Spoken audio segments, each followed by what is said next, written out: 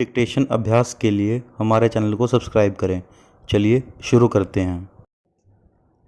प्रतिलेखन संख्या 35 मानक रेडी स्टार्ट। उपसभा अध्यक्ष महोदय, जो फाइनेंस बिल सदन के सामने प्रस्तुत किया गया उसके बारे में कुछ निवेदन करना चाहती हूँ। पूर्ण विराम। सबसे पहले मैं यह कहना चाहती हूँ कि हमारे शासन की जो टैक्स लगाने की नीति है उसका तो मैं विरोध करती ही हूँ, लेकिन यह निवेदन करना चाहती हूँ कि जो हमारे वित्त मंत्री जी जनता पर टैक्स लगाते हैं तो उन्हें यह देखना चाहिए कि जनता टैक्स देने की क्षमता रखती है या नहीं। पूर्ण विराम। उन्होंने जनता के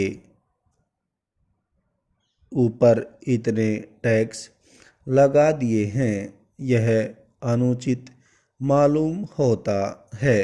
पूर्ण विराम।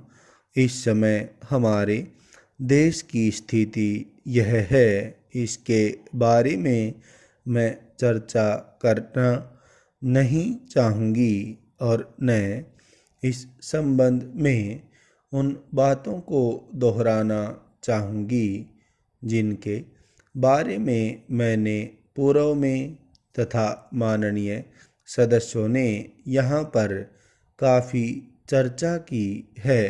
पूर्ण विराम।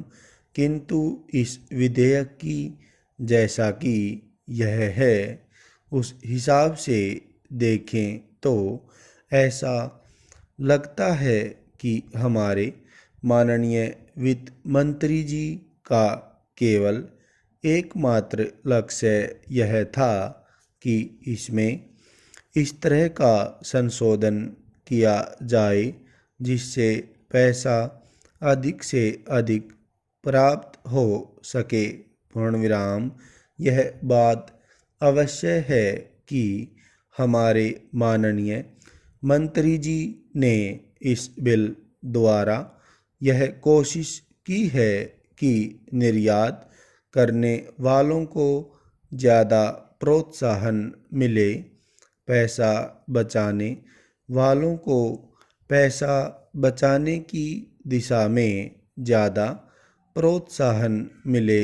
पूर्ण विराम। लेकिन इसके साथ ही साथ उन्होंने अधिक मात्रा में टैक्स द्वारा पैसा प्राप्त करने का प्रयास किया है।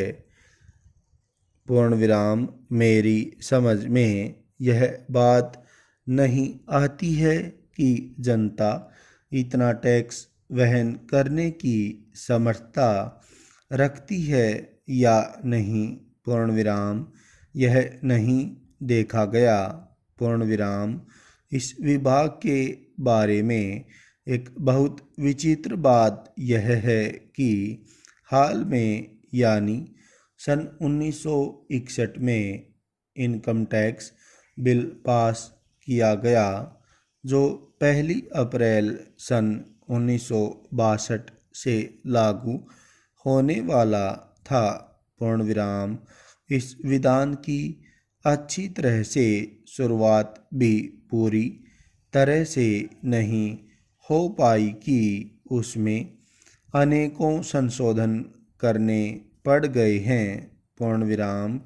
बाद में जो संशोधन फाइनेंस बिल से किए उस बिल की अच्छी तरह से स्याही भी सूखने नहीं पाई थी कि हमारे वित्त मंत्री जी ने इस बिल में कैपिटल गेन्स के बारे में संशोधन पर संशोधन पेश कर दिए हैं।